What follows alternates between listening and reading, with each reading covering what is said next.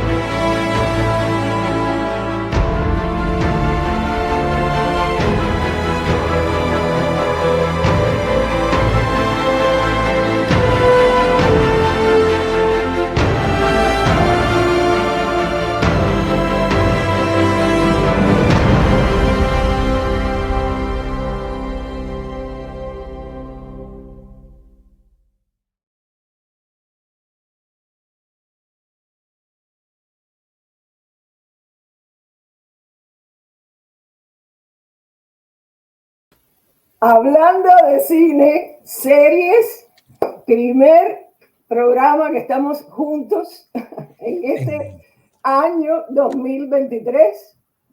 Hello, hello. Has cogido unas grandes vacaciones hablando de cine.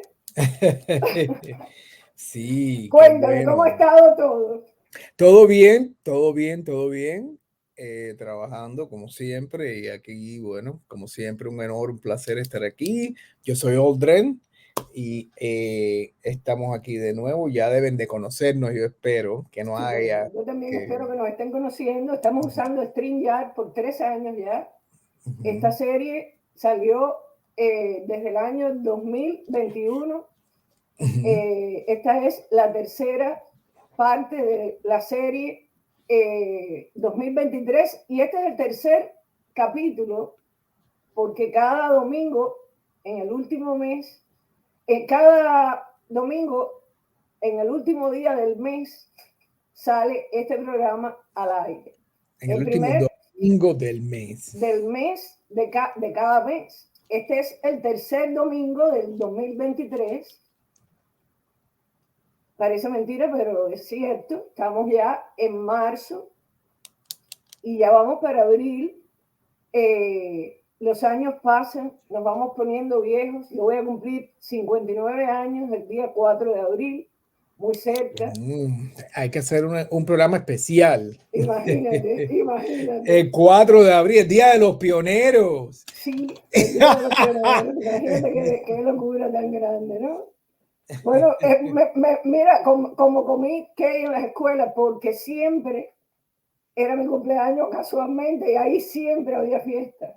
Entonces en ese tu cumpleaños fue siempre rodeado de fiestas, de alguna u otra manera. Y yo siempre llorando. Me imagino. No te lo puedes imaginar.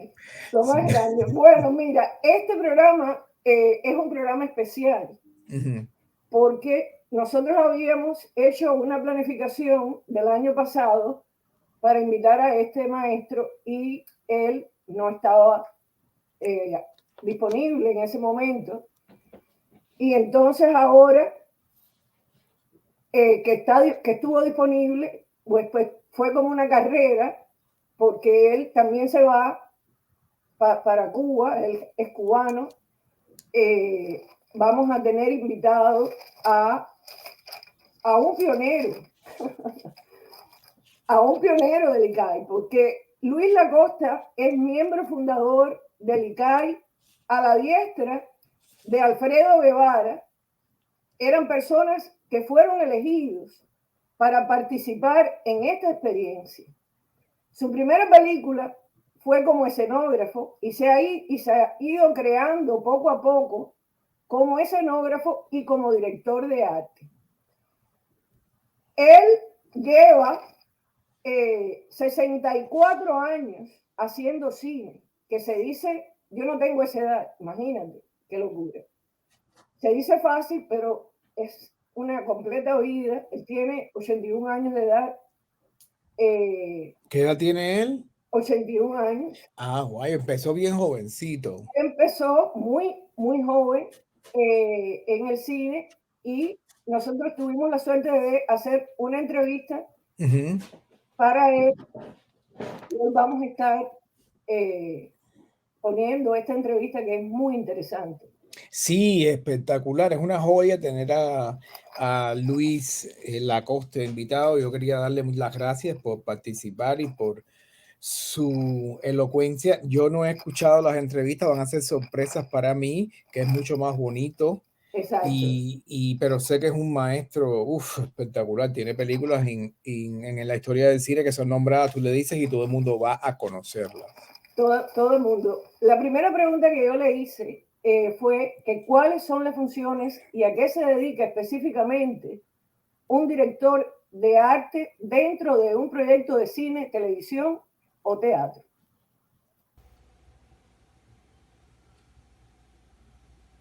Grabando. Las funciones de un director de arte es dirigir todo lo que llamamos imagen. El director general por lo regular se ocupa de los actores. El director de arte tiene que ocuparse de la locación, o sea, del lugar que el espectador va a ver en pantalla, ya sea en televisión o sea en cine. El director de arte, junto con el director general y el director de fotografía, son los que artísticamente trabajan en una filmación o en una grabación. La dirección de arte comienza cuando el director nos presenta el guión o libreto en un trabajo de mesa. Estamos todos reunidos leyéndolo, intercambiando ideas, y cuando terminamos de leer, ese guión viene con diálogos de actores y vienen con los sets o los lugares donde la escena desea que tú trabajes o qué vamos a hacer, en qué escena vamos a trabajar. El director de arte, cuando ya tiene leído el guión, que tiene anotadas todas las locaciones que debemos ver, salimos y entonces buscamos esos lugares que se llaman locaciones, que no son más o naturales o artificiales. Cuando se habla de locación natural, puede ser una playa, puede ser un campo, etc. Y cuando se habla de locaciones ya que no son, que hay que construir o hay que redecorar, también se puede ver en ese sentido. Cuando yo veo el guión, cuando lo leo, cuando yo anoto todo lo que me interesa, comenzamos a ver la locación. En esa locación que va el director de fotografía, el productor, para hacer las gestiones, se puede integrar alguien más, un asistente de producción que es el que se va a encargar de ir anotando los permisos que hay que pedir. Pero bueno, vamos a concentrarnos en lo que es la dirección de arte. Ya vimos las locaciones a ver. entonces ya yo empiezo a hacer mis proyectos o mis bocetos de lo que el guión me está pidiendo. En ese guión puede ser que me pidan una época, un año, no sé, año 1900, 1800, depende del tema que va a tratar el guión. Yo tengo que estudiar mucho en ese sentido. De acorde con lo que me pide el guión, yo me pongo a estudiar, buscar datos, todo lo que me pueda beneficiar para tener más cobertura para realizar la escenografía o el diseño de vestuario, que es lo que más o menos el director de arte se pone más empeño. Ya una vez que tengo terminado ya los bocetos y todos los diseños que más o menos yo quiero que se presenten en los diseños, es que entra entonces o el escenógrafo o el diseñador de vestuario para hacer el complemento de lo que es ya en general la dirección de arte. Cuando está terminado todo, el director tiene que verlo, tiene que aprobarlos. Y entonces con ese diseño vamos a las locaciones que ya son reales, analizamos todo, yo hago muchas fotos para tener ya un trabajo de mesa en el departamento mío y discutir con los ambientadores, con los utileros, etc. Y también con el diseñador de vestuario, porque el director de arte es el que marca la pauta en todo. Una vez que ya está aprobado todo, es que se empiezan las construcciones escenográficas y las confecciones de los vestuarios. Una vez terminado todo, se lleva al director al set, él lo aprueba, revisa los vestuarios y ya estamos listos para comenzar la filmación o la grabación de un programa. Hasta ahí es el comienzo del director de arte. Qué interesante, Audrey.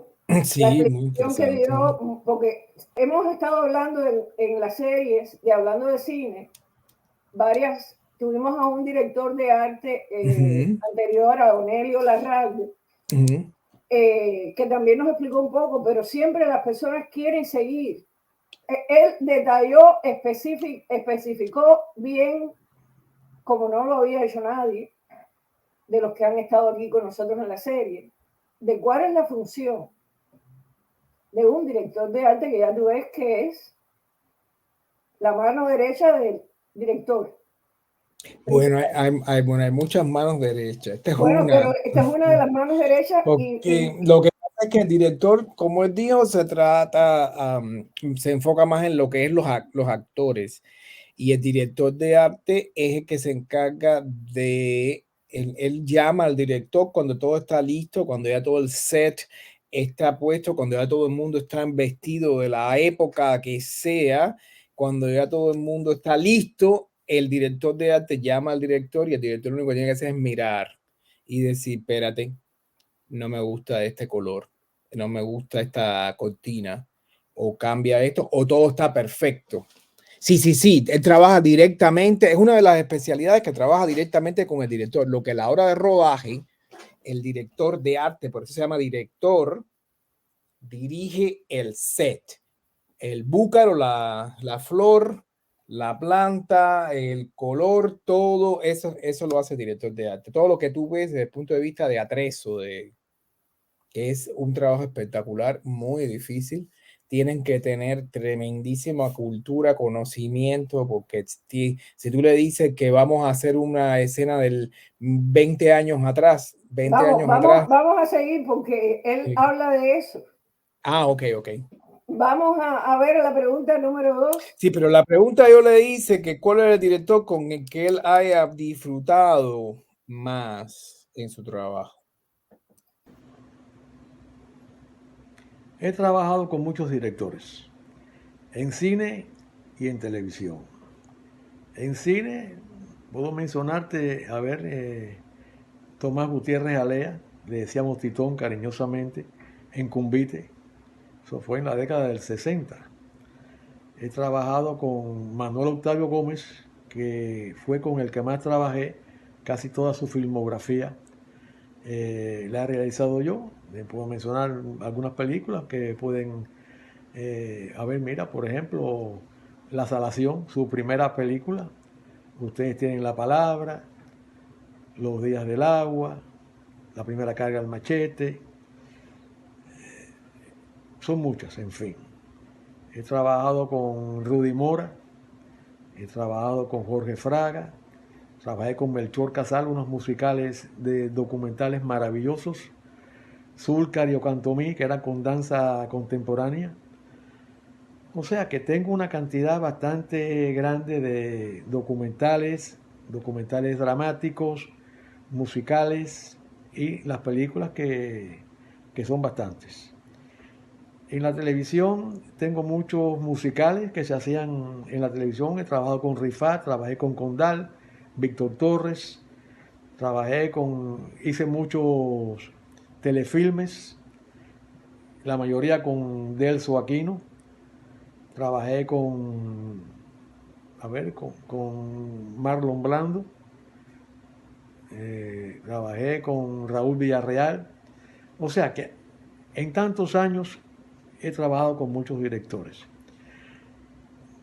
De los directores que más cómodo me he sentido han sido uno en la televisión y uno en el cine. En la televisión es como si fuera un hijo mío, que es Delso Aquino. Hice como cerca de 8 o 9 dramatizados cortos, o sea que duran 45 minutos, 50 minutos. Entre ellos se destaca La Casa del Anticuario, que es un dramatizado maravilloso, donde tanto el director como yo obtuvimos premios. En el cine, con el que más trabajé y que era muy cómodo trabajar con él, era con Manuel Octavio Gómez.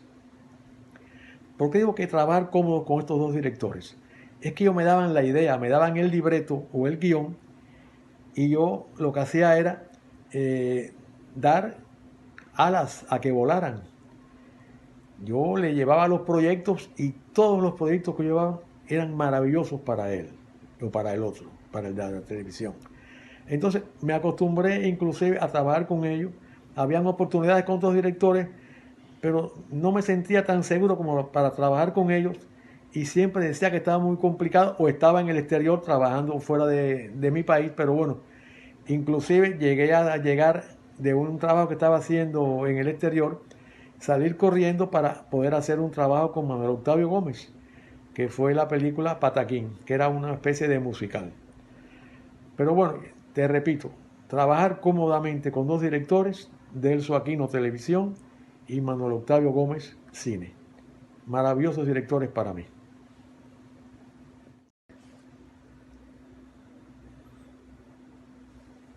Te puedo repetir que el director con el cual he trabajado con más gusto en el cine ha sido Manuel Octavio Gómez. De verdad que, aparte que éramos grandes amigos ya, estábamos trabajando juntos, creo que desde la década del 60, a principios, hasta el final. Considero que, bueno, la única película que yo no hice de su filmografía, por no encontrarme en Cuba, fue Gallegos.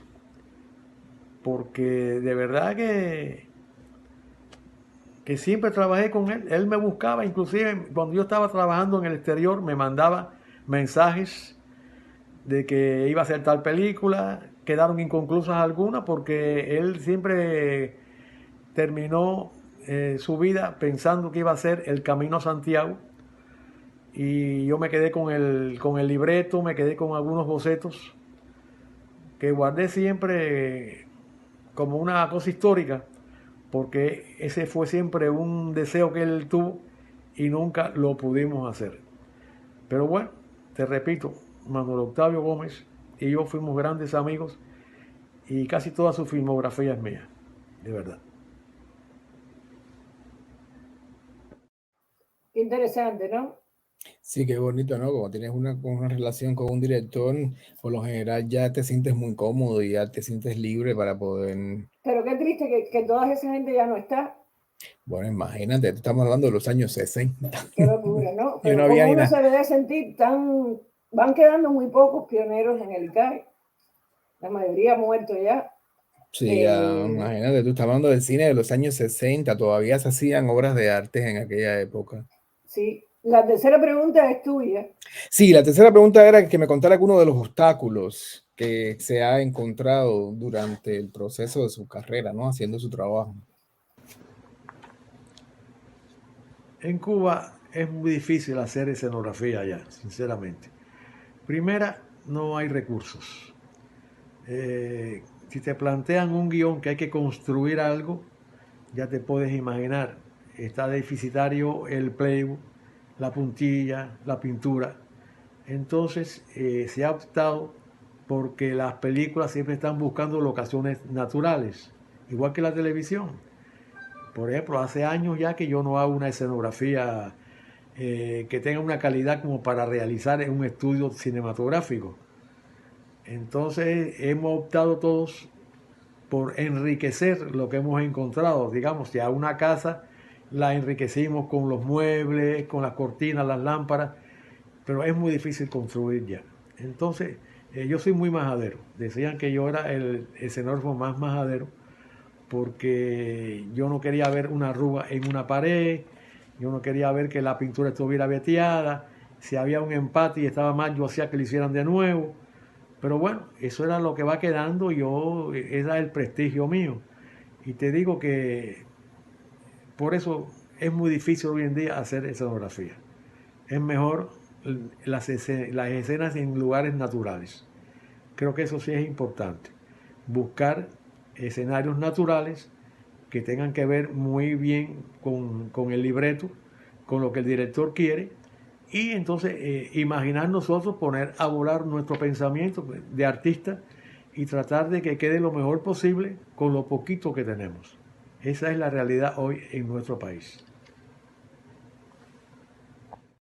En todos los sentidos y en todos los flancos del que hables en el país de Cuba, es de esa forma. Sí, la única cosa que voy a decir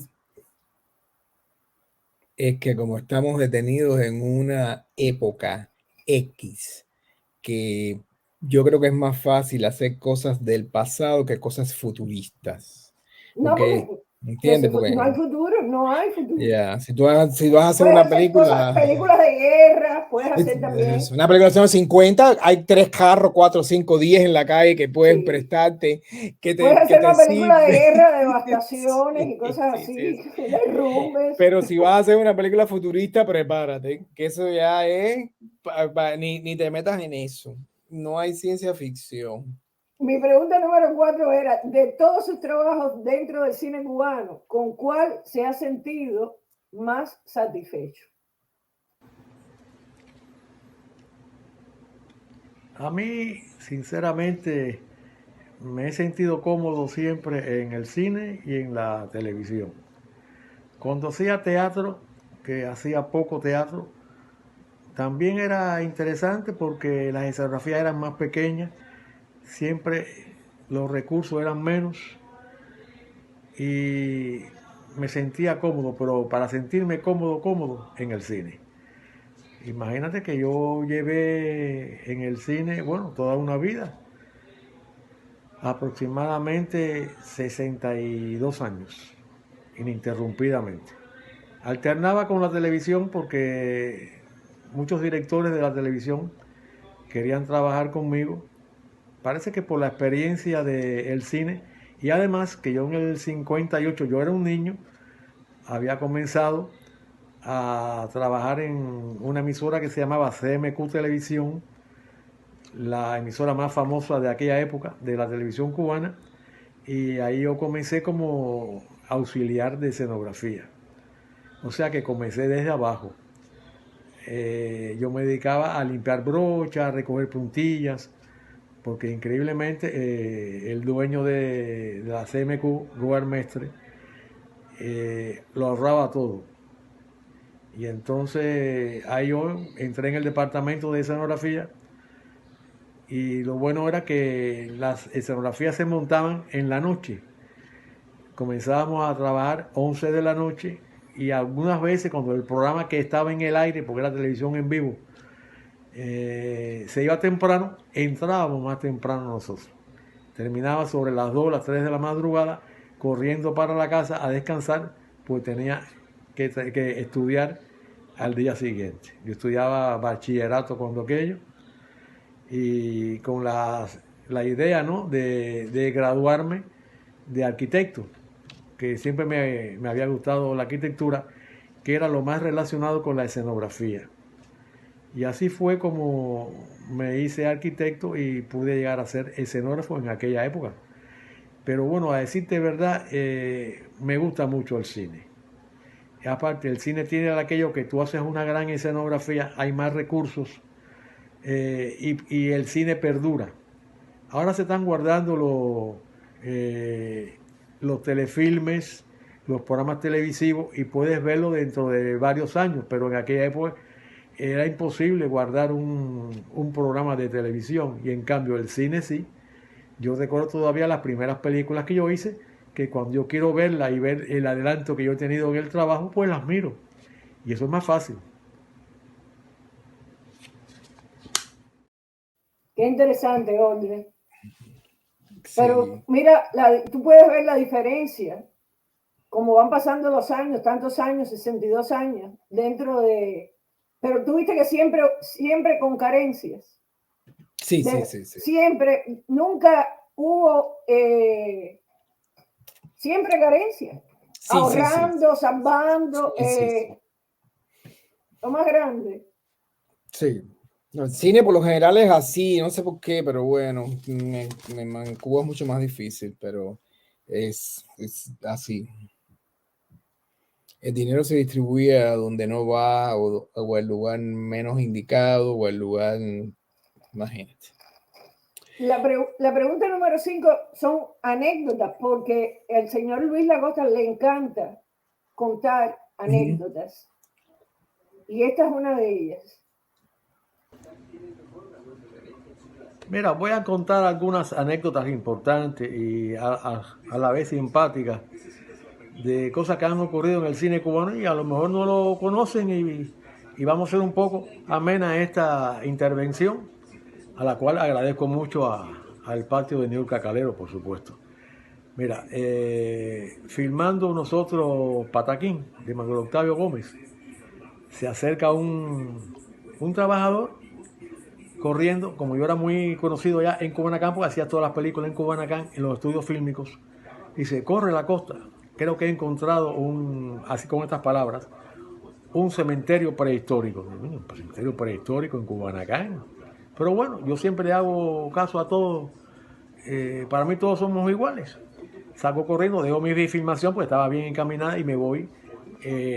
Los estudios fílmicos tenían un gran terreno atrás, donde hacíamos las construcciones que después se quedaban o se desaparecían ahí mismo. Y cuando yo llego allá, él había visto unas lápidas, unas cruces, y lápidas verdaderas. Cuento ahora por qué. Y ese era el cementerio prehistórico, no hacía más que era el cementerio que se había utilizado en la película El Bautizo, de mediados de la década del 60. Y estamos hablando de la década del 70, casi llegando al 80. Entonces le expliqué todo era que la maleza, como esa ya no se iba a utilizar más nunca, se había convertido en una maleza llena de todo. Y adentro estaba el cementerio, que tenía calles y todo, estaba muy bien realizado, porque en la película El Bautizo hay un cementerio que se tuvo que construir porque los administradores o los creyentes de los cementerios no permitían que filmáramos ahí porque era una guerra en el cementerio. O sea, eran dos familias que se disgustaban y cuando van a enterrar a un familiar se fajan en el cementerio y eso no les gustaba. Esa es una anécdota simpaticísima.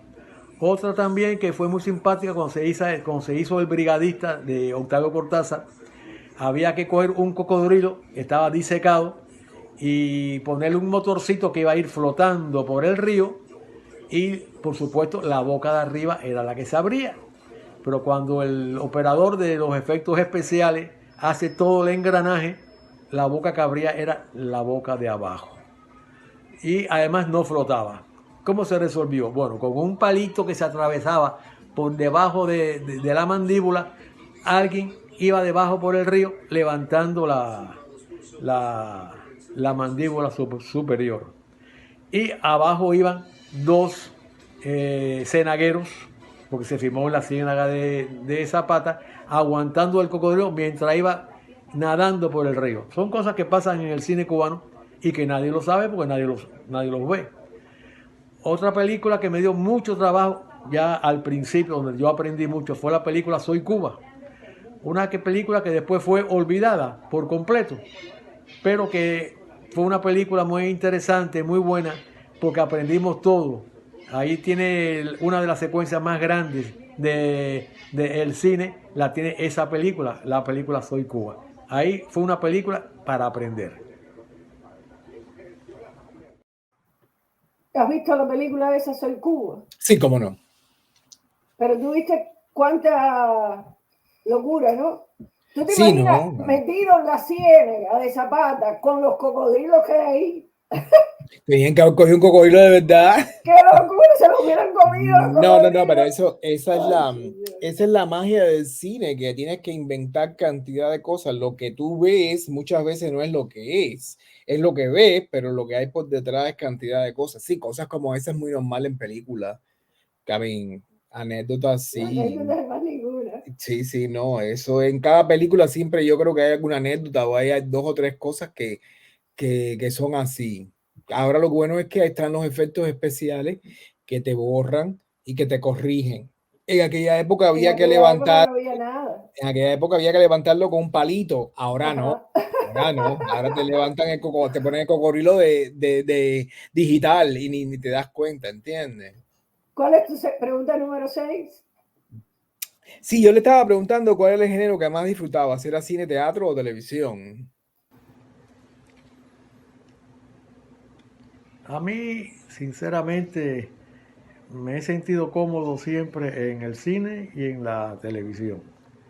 Cuando hacía teatro, que hacía poco teatro, también era interesante porque las escenografías eran más pequeñas, siempre los recursos eran menos y me sentía cómodo, pero para sentirme cómodo en el cine. Imagínate que yo llevé en el cine, bueno, toda una vida, aproximadamente 62 años, ininterrumpidamente. Alternaba. Qué locura, ¿no? 62 años, candela, ¿no? Esto es un maestro, ¿no? Wow. Una de las películas que yo vi para hacer este programa fue la película Tupac Amaru. Tupac Amaru. Esta película a mí me sorprendió mucho porque el trabajo realmente que hay de escenografía histórico, de masividad, que en esa película a mí me llamó la atención y yo quería saber, este es el cartel de esta película, Tupac Amaru, donde él fue el director de arte y el escenógrafo de la película, y él me contó una anécdota sobre las escenas estas de masividad. También recuerdo que hemos filmado películas de masividad. Cuando digo masividad, que hay muchos jinetes de combates y de las que me tocaron a mí realizar, está una que para mí significa mucho, que es La Primera Carga al Machete. Esa película, todo lo que sale en escena es prestado por el Museo de la ciudad de La Habana. Ahí los muebles fueron originales, los adornos, o sea que hicimos la historia de Cuba. O sea, La Primera Carga Machete es cómo los mambises libraban las guerras a filo de machete en contra de los soldados españoles más preparados. Ahí hay una escena donde se ven una caballería enorme, como de cientos de jinetes. Pues sí, cuando eso no había efectos especiales, que ponían 10 caballos, lo demás eran no. Se reunieron más de 100 o 200 jinetes a caballos, vestidos de mambises. Para hacer esa masividad se llevaba a una ciudad, en este caso se filmó en Trinidad, y se convocaba a extras, y cuando los extras no llegaban al cómputo que necesitábamos, recurríamos a las Fuerzas Armadas.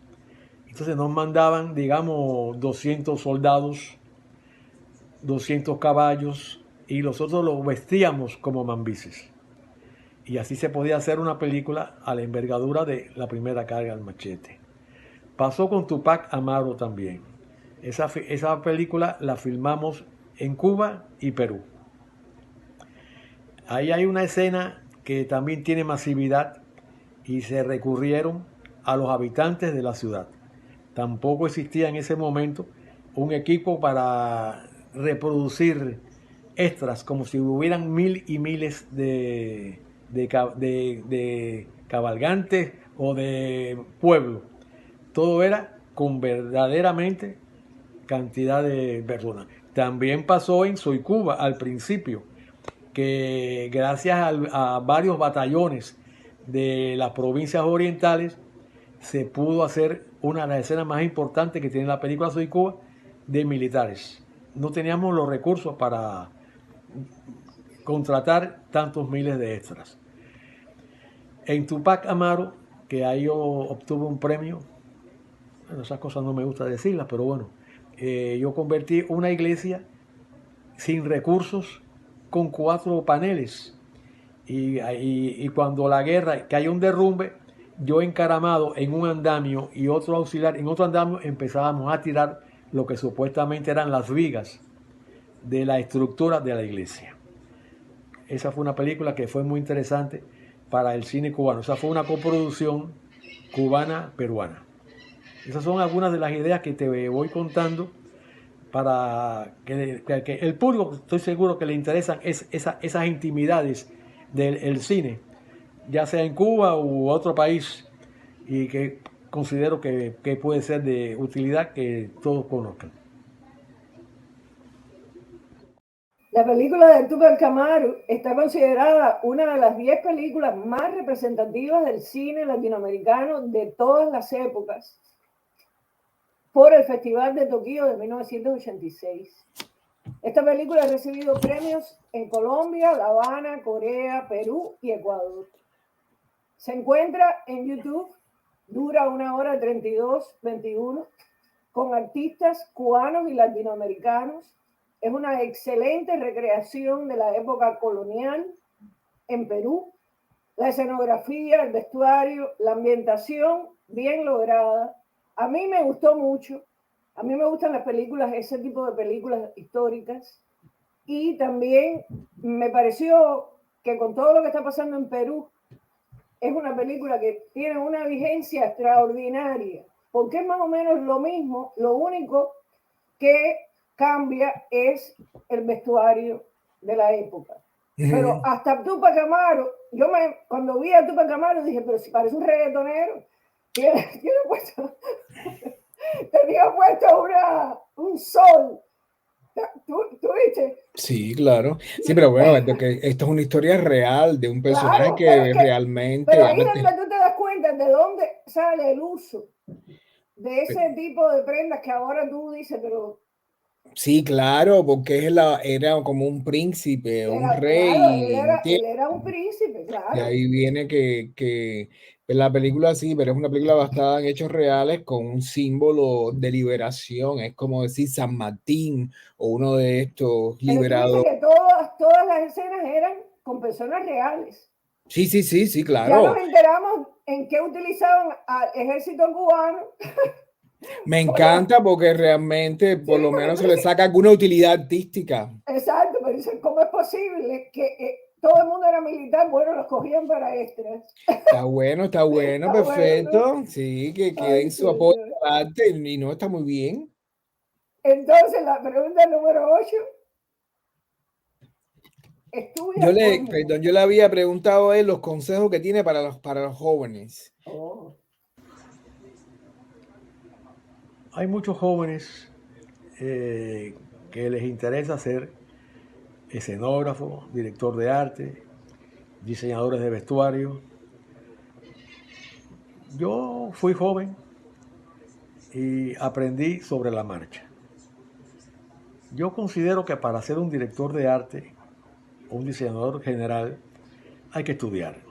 El primer paso es que le guste lo que van a realizar. ¿Por qué digo esto? Yo he cobrado toda mi vida por hacer lo que me gusta. O sea, yo he sido una gente muy dichosa porque todos los meses me han pagado por realizar escenografías, vestuarios, direcciones de arte. O sea, soy una gente feliz. Pero hay que estudiar. Nunca pierdan la oportunidad de estudiar.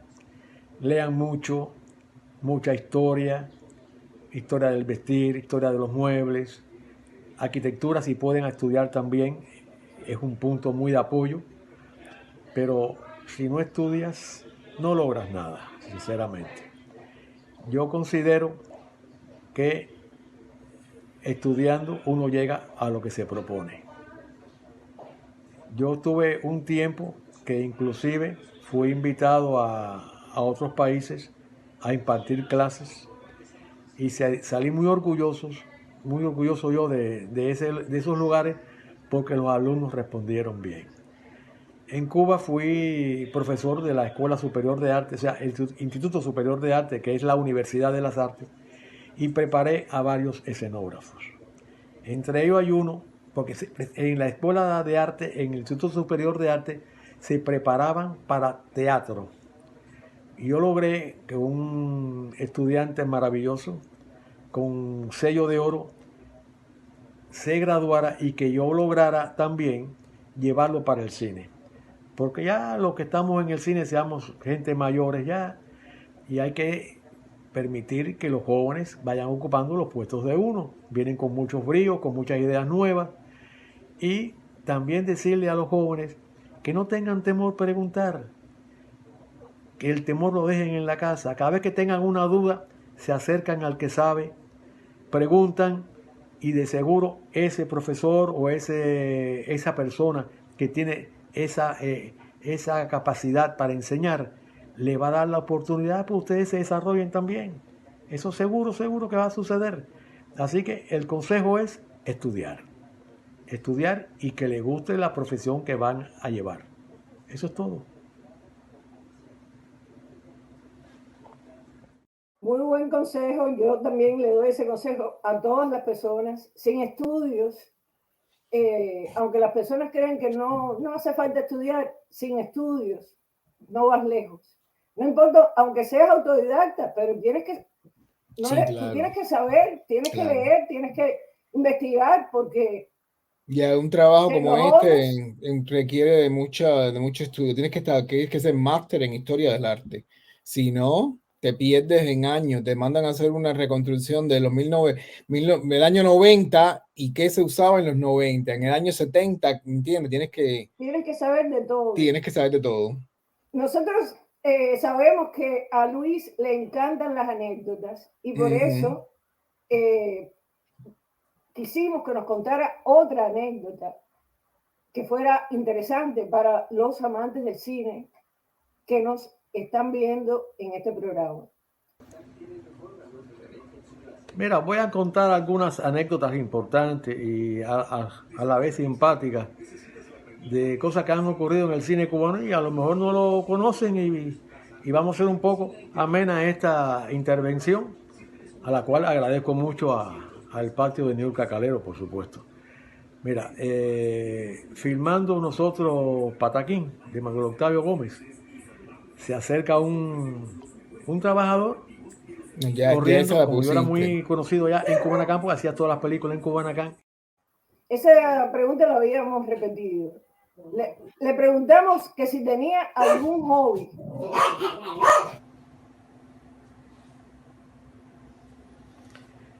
Bueno, te puedo decir que en mis ratos libres, que son pocos, increíblemente, yo tengo algunos hobbies, algunos entretenimientos. Primero es escribir. Yo escribo mucho, sobre todo sobre el cine cubano. Anécdotas, vivencias, vida y obra de muchos compañeros nuestros, cineastas, que han sido olvidados. A mí me da mucha tristeza pensar que aquellos compañeros que como yo hicimos el cine cubano, que comenzamos desde muy jóvenes en el cine cubano, a muchos no lo recuerdan. Eso me ha hecho realizar muchos trabajos donde he ido indagando de la vida y obra de cada compañero de trabajo, de cada cineasta, y he logrado tener bastantes entrevistas escritas y grabadas en video. Otra de las cosas que me gusta realizar es pintar. Yo creo que todo director de arte o escenógrafo siempre ha sido pintor, ha pintado. No para exponer, pero es como un modo de desahogarse, de poner a volar nuestra imaginación. Considero que es muy raro un escenógrafo o un director de arte, un ambientador, que no haya hecho algo sobre artes plásticas. Entonces tengo varios cuadros. ¿Qué hago? Aprovecho. Cada vez que hay un cumpleaños de un amigo, pues allá me voy con mi cuadrito y se lo regalo. Tienen algunas obras mías puestas en las casas. Y ya, ese es más o menos. Y el otro hobby más importante es cuidar a mi chihuahua. Yo tengo un perrito, yo vivo solo. Y entonces mi compañero es él. A veces le pregunto qué le parece este cuadro, me mira serio. No sé si se burlará de mí porque hablo con él tanto. Pero bueno, esos son los 3 entretenimientos que tengo. La lectura es muy importante también. O sea, leo, escribo, pinto y el chihuahua.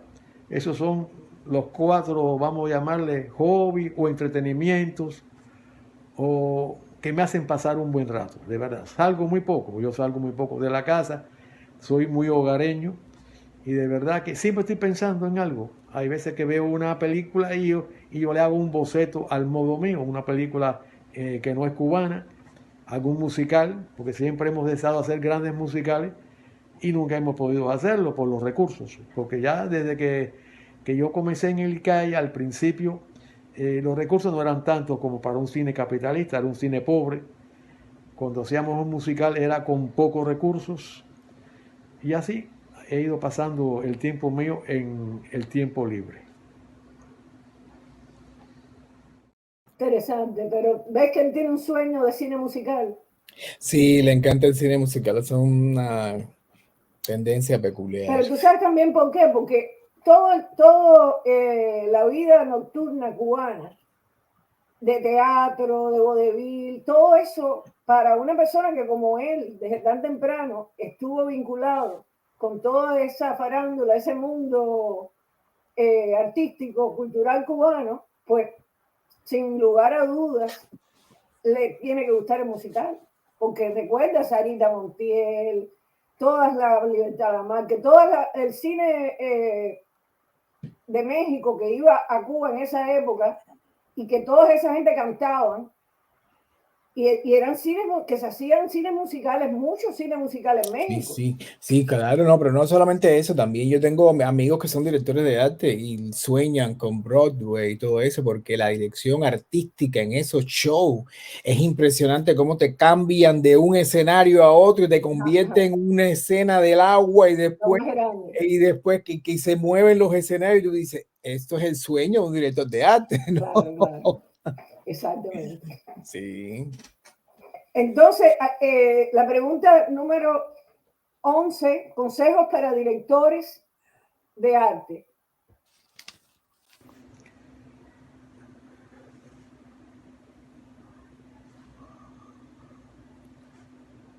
Muchas veces me han preguntado qué hace falta o qué se necesita para ser director de arte. Imagínate, el director de arte debe ser una persona muy preparada culturalmente. Una persona que si es arquitecto, increíblemente sería genial. De no ser arquitecto, pero es graduado de la universidad en arte, historia del arte universal, es muy importante, porque eso es una cultura que vas a emplear siempre que te pregunten sobre un proyecto. O sea que yo considero que el director de arte es una persona muy preparada culturalmente y debe de saber hablar tanto de historia antigua, media, contemporánea, sobre la historia del vestir, sobre la historia de los muebles. O sea que va a ser el cabeza de un equipo, de un grupo. O sea, va a ser el jefe de los escenógrafos, de los vestuaristas o diseñadores de vestuario, de maquillistas inclusive, de peluqueros. O sea que es una persona que mientras más estudie, mientras más lea, mientras más sepa, considero que va a ser un mejor director de arte. También muy importante el buen gusto. Esa persona que puede saber mucho, pero si no tiene un buen gusto, por ejemplo, en mí yo creo que el gusto nació conmigo. Porque yo desde muy pequeño, yo comentaba con un amigo hace unos días que me preguntaba, La Costa, ¿tú has jugado chivichana? Yo digo, mira, sinceramente yo no he jugado a nada. Yo desde muy pequeño me daba por leer y dibujar. Parece que eso estaba dentro de mí. Yo hasta me emocionaba con alguna pintura bella cuando me llevaban al Museo Nacional, porque a mí fue un problema de educación. Mi familia me llevaba siempre a los museos. Yo fui desde pequeño al teatro, fui al ballet, o sea que tenía una preparación ya desde jovencito que me fue mucho más fácil cuando entré en la universidad, cuando me gradúo, cuando entro ya a hacer escenografía y dirección de arte, pues ya tenía no sé, un bagaje, tenía un cimiento para poder hacer lo que me pedían los directores.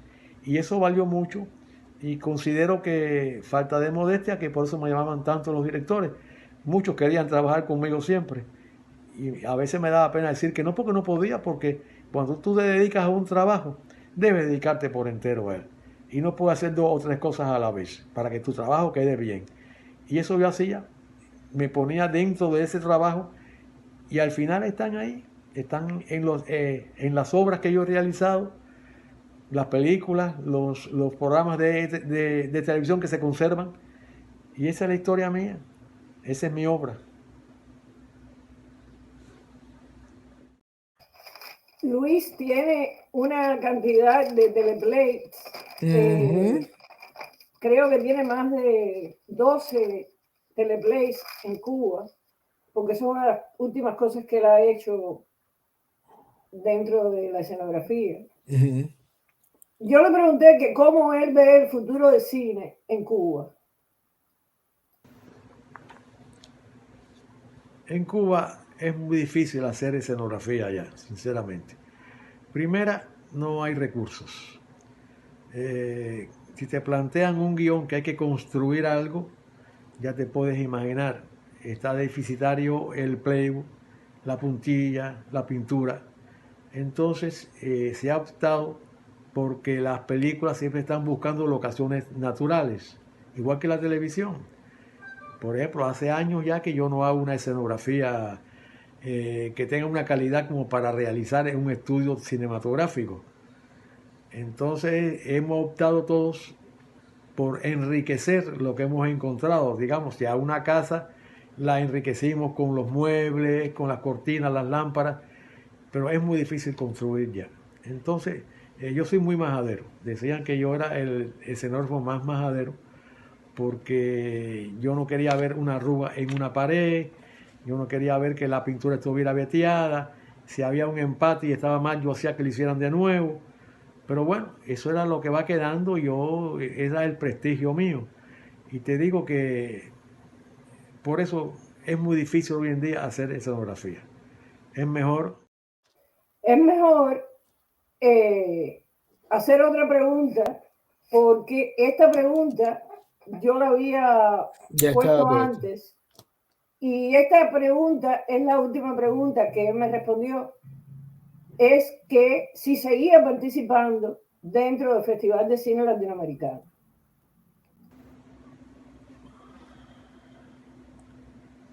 ¿Sabes una cosa que te voy a contar? Yo fui fundador del Festival del Nuevo Cine Latinoamericano, o sea, del Festival Internacional del Nuevo Cine Latinoamericano, que se ha celebrado siempre en La Habana. Yo al comienzo estuve al frente de invitaciones, después pasé a actividades culturales y siempre me sentaba al lado de Alfredo en el Carlos Mar, donde, que era la sede de... No me perdí un festival. Tengo el Coral de Plata como fundador del Festival de Cine Latinoamericano. Pero increíblemente, desde hace unos años para acá, no soy invitado. No sé si será porque estaba siempre al lado de Alfredo, me sentaba al lado de él en la presidencia, inclusive yo lo ayudaba con el micrófono porque él tenía algunos problemas físicos ya. Y de un buen tiempo para acá, hace como 3 años, yo no soy invitado al Festival de Cine. Eso me ha dolido mucho, de verdad, porque cómo se van a olvidar de un fundador. Pero bueno, uno debe acostumbrarse también ya a que uno va pasando, vamos a llamarle de moda, esa palabra yo no la uso nunca, y que ya no me invitan, y como no me invitan no voy. Ahora voy como un simple espectador a los cines a ver películas. Esa es la triste historia de Luis Lacosta con el Festival de Cine. Qué lástima, ¿verdad? Bueno, pero tú sabes una cosa que me queda una esperanza a mí, porque si él, que es un fundador del ICAI, ha sido olvidado sin haber muerto, quiere decir que el pueblo de Cuba puede olvidar. Porque hay veces que nosotros pensamos que el pueblo de Cuba no es capaz de olvidar. Y ya nos hemos dado cuenta que sí, porque han olvidado hasta personas que están vivas dentro de Cuba y no las invitan al festival, siendo pioneros del festival. Sí, no, sí, completamente. Estoy de acuerdo con... ¿Entiendes? sí, Es muy triste porque si tú dices, no, bueno, ya falleció el señor, pero el señor no ha fallecido, está muy activo, una persona muy inteligente, muy capaz. No, y que te puede aportar muchísimo al festival con tremenda experiencia, una cosa que se debe de explotar, pero no se quedan en el aire, pero ese festival la categoría ha bajado tanto, pero bueno. Bueno, Sería... por eso no solo en el festival, la categoría en Cuba ha bajado en todos los aspectos, en todas partes. Pero es justamente por eso.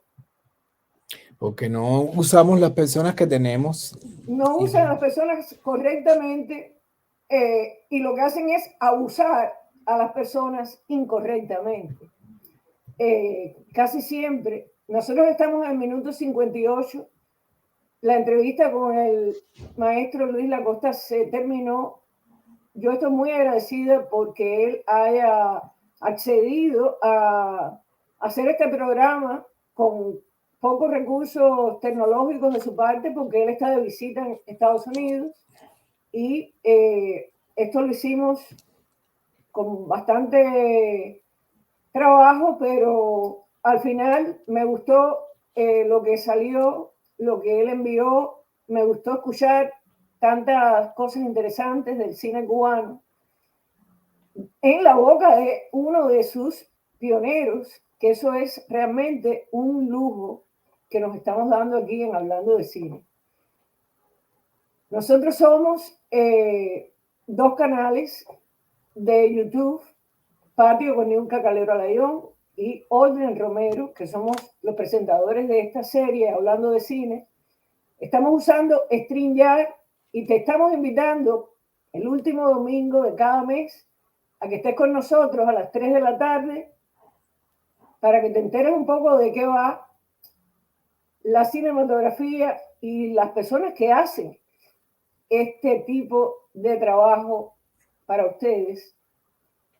Gracias, Audrey. Gracias, muy bonito programa. Muchas gracias a Luis Lacosta, la verdad. Muchísimas Estamos gracias. en el mes de abril con muchas novedades y tú vas a ser la estrella del show porque vienes con mucho para ese entonces. Así vengo en que abril, voy para Cuba y cuando regrese nos vemos. nos vemos. Te deseo mucha suerte y a todos los que nos escuchan, gracias. Estamos en contacto. Nos vamos hablando de cine.